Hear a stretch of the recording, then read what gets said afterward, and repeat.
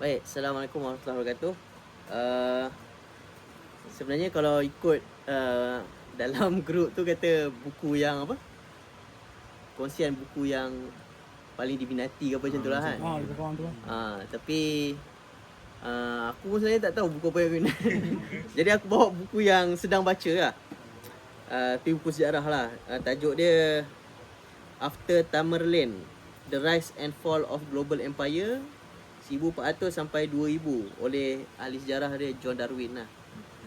Buku ni sebenarnya sebab kalau kita beli buku, ada certain buku yang kita buat kajian dulu lah. Bukanlah maksud kajian, kita tahu tentang background dia, penulis dia, baru kita beli kan. Tapi buku ni beli kat kedai second hand lah. Tengok tajuk dia macam menarik apa semua, pasal sejarah, kita pun beli. Tapi bila baca tu memang menarik lah. Dia macam ahli sejarah new breed lah. Maksudnya yang dah keluar daripada kerangka ahli sejarah lama lah. Kalau ahli sejarah lama, dia tulis pasal sejarah dunia, sebenarnya itu sejarah Eropah, tapi sejarah dunia. Dia bubur brand lain. Tapi dalam buku ni dia memang cerita pasal sejarah dunia, versi sejarah dunia lah. Dia cerita juga pasal sejarah Cina, Jepun, Euro-Asian, American punya tamadun. Maksudnya semua lah. Memang betul-betul lah sejarah dunia kan. Pasal dekat Tanah Melayu pun semua sikit.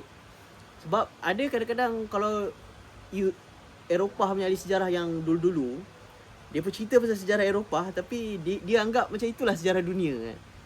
Pasal Enlightenment, revolusi industri apa semua.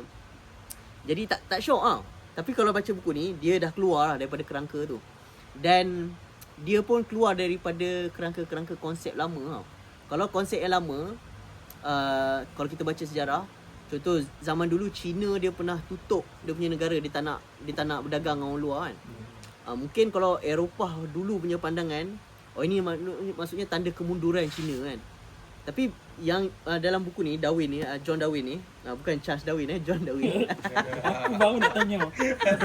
Bukan cucu dia ke apa. Dia tengok balik zaman tu dan dia kata, oh sebenarnya zaman ni bukan zaman kemunduran.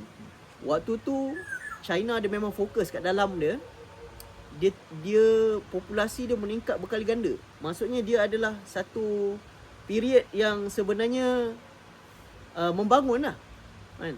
Dia membangun. Dan aku dulu macam tertanya-tanya juga, kenapa orang Eropah ni yang pergi menjajah dunia-dunia ni kan. Bukannya orang Asia pergi menjajah Eropah apa semua kan.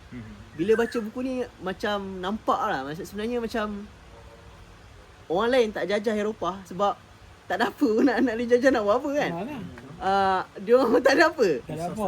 Resource pun semua tak ada. Jadi memang tak nampak keperluan apa. Macam Cina, buat apa dia nak pergi menjajah Eropah ataupun India, buat apa nak, sebab dia orang dah ada lah semua benda ni kan. Makanan pun cukup, tamadun memang ada tamadun yang lama kan. Jadi tak perlu pun nak pergi Eropah. Jadi orang Eropah ni dia pergi keluar sebab tak ada apa kat situ kan. Jadi sedangkan kalau kita baca naratif sejarah dulu, diorang ni ada misi ketamadunan, kita nak civilize bangsa-bangsa lain kan. Padahal kalau baca buku ni, dia macam bangsa lain tu sebenarnya dah bertamadun dah pun. Ada sistem tulisan, ada sistem masyarakat dia yang lagi kompleks lah.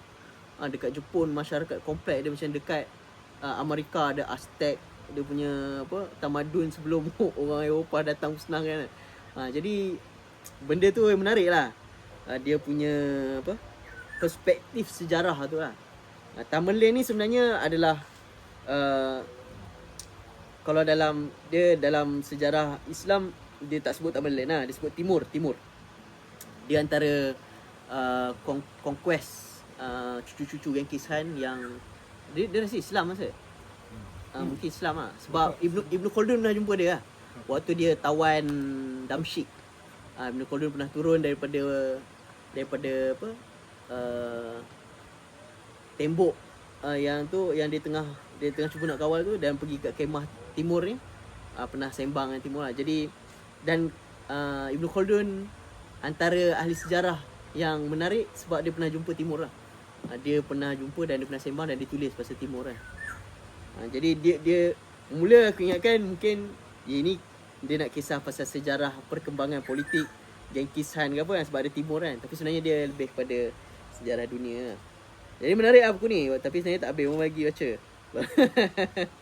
Baru baca sikit lah. Jadi siapa-siapa yang mungkin minat sejarah boleh cuba cari buku ni. After Tamerlane, The Rise and Fall of Global Empire. Di tahun 1000 berapa ah? Apa? Kalau kita belah Asia Tenggara ni ada cerita yang sama. Ada. Timur ni rasa dia Belah Melayu. tak dilahirkan Islam, dia convert. Dia Asal convert lah. lah. Rasa betul Sebab kat. dulu baca-baca kan, lama tak ingat. Timur. Kalau pasal Jadi kita ada cerita. Tak ada. ada juga dia sebut, tapi rasa Malaya ni dia banyak sebut pasal Tak ada tu. dah kolonial lah. Tapi antara perspektif yang menarik dibawa dalam buku ni,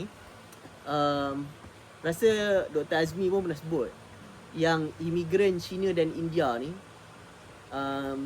dia adalah sebahagian daripada penjajahan. Dalam ni dia perspektif tu dia sama. Disebut bahawa kalau orang Eropah dia datang, dia nak maksudnya bagi kita tengok Eropah ni bagus lah kan. Tapi orang Cina dan India ni dia tak datang untuk buat benda tu. Dia datang adalah sebahagian daripada penjajahan tu untuk bekerja dengan projek kolonial Eropah lah. Jadi dia lihat dari perspektif tu. Rasa macam kalau kat Malaysia ahli sejarah yang kontroversi yang sebut pasal benda ni Ala Azmi Arifin lah kan. Tapi mungkin kalau sebut pada waktu zaman sekarang ni dia jadi politik pula kan. Tapi dia jadi resis pula. tapi dari perspektif sejarah tu memang pandangan ahli sejarah memang macam tu lah. Jadi mungkin Tapi memang betul ya. Dia pun memang package lah. Dia pun main sekali. tapi kalau sebut zaman sekarang nanti ahli parlimen akan buat kenyataan lah. Saya tak bersetuju lah dengan pandangan Encik. Kalau otak lah. Ya itulah sikit lah perkongsian. Okey. Assalamualaikum. Waalaikumsalam. Soalan tambahan, kedai buku second hand kat mana?